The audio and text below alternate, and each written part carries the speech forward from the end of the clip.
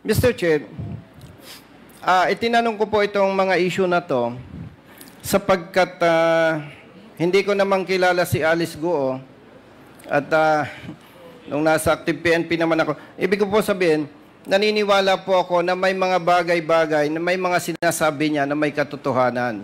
And in fairness to her, Mr. Chair, with the support of evidence or evidences, gusto po nating ma-establish na hindi lahat ng sinasabi, maaaring nagsisinungaling siya for whatever purpose, pero naniniwala pa rin po tayo at nakikita ko sa kanya, hindi siya masamang tao o whatever. Ano po? So, to continue, Mr. Chair, kay Miss Alice Go, base po sa mga sagot at patunay ni Vice Mayor, pinatututuhanan po niya na kayo ay lumaki sa farm. Base doon sa age, doon sa year, at sinasabing permit. Bago po kayo kumandidato, Miss Alice Go, o bago kayo nanungkulan, kayo po ba ay naging malapit sa mga residente ng Bambantarlac? Your Honor, that time po is pandemic. So, okay naman po. Okay naman. In other words, maganda ang relasyon nyo sa community. Tama po ba? But particularly po doon sa barangay ko po. Thank you, Mr. Chair. Miss Alice Go, sa pagkakaalam mo, bakit ka nanalong kandidato, nung ikaw ay kumandidato bilang mayor, diretsahang kong tanong sa'yo. Malaki ba ang nagastos mo o hindi? Your Honor, I think blessed na rin po from God. In fact, 2 weeks before election, di na po ako gumalaw. So, masasabi mo na malinis ang pagkapanalo mo bilang mayor, tama po ba? Yes po, Your Honor. Sa pagkakaalam mo rin po ba, minahal ka ng mga residente ng Bambantarlac? Yes po, feel ko po yun.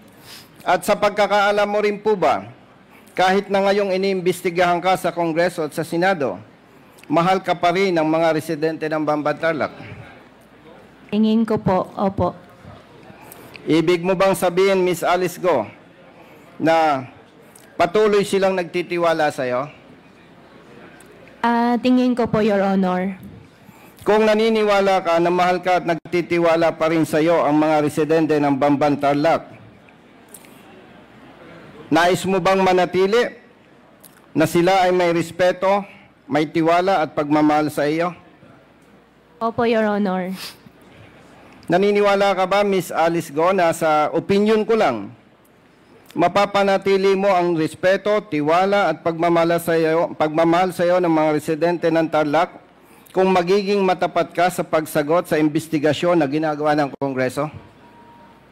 Opo, Your Honor. Ibig mo man sabihin, may mga tatanong ako sa iyo, follow-up questions, na willing kang sagutin on behalf of your constituents from Bambantarlac. Tama po ba? Opo, Your Honor. Basta yung hindi lang po ako sasagot na may incriminate my own self po. Yes, I understand, Miss Alice Go. Matagal na po kayong engaged sa business, tama po? Opo. At nanungkulan kayo bilang mayor, tama po? Opo. Dahil matagal na po kayo sa business at nanungkulan bilang mayor, kayo po ba, maliban sa Chief of Police ng Bambantarlac, may nakaharap ba kayo na PNP officers? Yes or no? Yes po. Yes. Kung i-imagine po ninyo, you as mayor, hindi naman lalapit sa iyo yung patrolman or sergeant. Tama po ba? Your Honor, meron din po, patrolman. Yes, pero yung assign sa Bamban, tama po? Opo. Yes. Pero yung police personnel or officers from other units, kung maalala nyo po, may mga nakaharap na kayo, tama po? Your Honor, pag may nagka-courtesy call po sa office po. Courtesy call for what purpose? Nagpapakilala po bilang ako po yung mayor, nagpapakilala din po sila na sila po yung kasama po natin sa serbisyo. Ano po yon? Siyempre, yung chief of police, naturalmente, magko-courtesy call sa'yo. Aside from chief of police, sino po ang PNP official na natatandaan mo na nag-courtesy call na po sa inyo bilang mayor? Matandaan ko po, nakapag-visit na po sa office po, PD po. Provincial Director. Sino po ang Provincial Director na tinutukoy mo? Yung ngayon po na PD, I forgot the name po. Okay. Sa pagkakaalam mo po, ilang Provincial Director na nag-courtesy call po sa inyo? Hindi ko na po, wala pa ako masyado maalala po eh. Okay, kung hindi po ninyo maalala po ba ninyo more or less ilan ang senior officers ng PNP na nag-courtesy call na sa inyo? Hindi po, Your Honor. Bata pa po kayo, Miss Alice Go. Hindi ko po sinasabi na sagutin po ninyo ng eksakto. Ang tinatanong ko po, Mr. Chair, kung isipin mo po, Miss Alice Go, mga more or less ilang PNP senior officers na ang nakaharap mo? Your Honor, isipin ko po pero hindi ko po masyado maisip po eh. Nakapag-courtesy call po sa office po si PD. Yun po. Isipin ko rin po ulit, Your Honor. May nakaharap na po ba kayong general? Yes or no? General, yes po. Mga ilan na po? Hindi ko po maalala ilan po.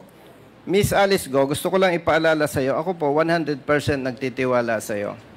So sana yung tiwala na binibigay ko po sa iyo, wag mo naman sayangin. At ako po ay nagtatanong sa iyo, at inaasahan po ng taong bayan, partikular ng Bamban Tarlac residents, your constituents, na ikaw po ay magsasabi ng totoo. Wala naman po kayo sa korte. Ano po? Balikan ko lamang po, sa pagkakaalam po ninyo, ilang PNP generals na ang nakaharap ninyo?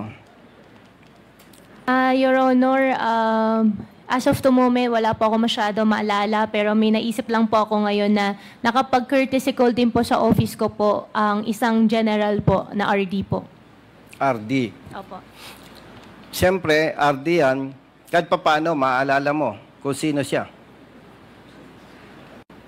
Opo, at official naman po yung trip na pagpunta po niya doon sa office po namin. Yes po. Pwede po bang banggitin nyo sino yung general, yung RD na nag-courtesy call na sa inyo?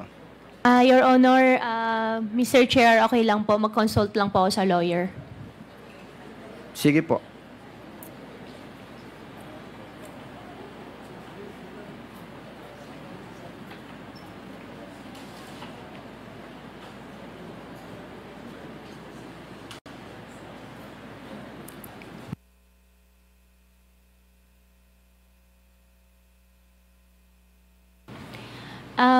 Mr. Chair, Your Honor, okay lang po ba sulat ko po sa paper, padala ko po sa inyo para walang pong ibang issue po na mai-involve po? Sige po. Opo. I-submit po natin sa Honorable Committee. Pakisulat po. Opo. Yes. To continue, Mr. Chair.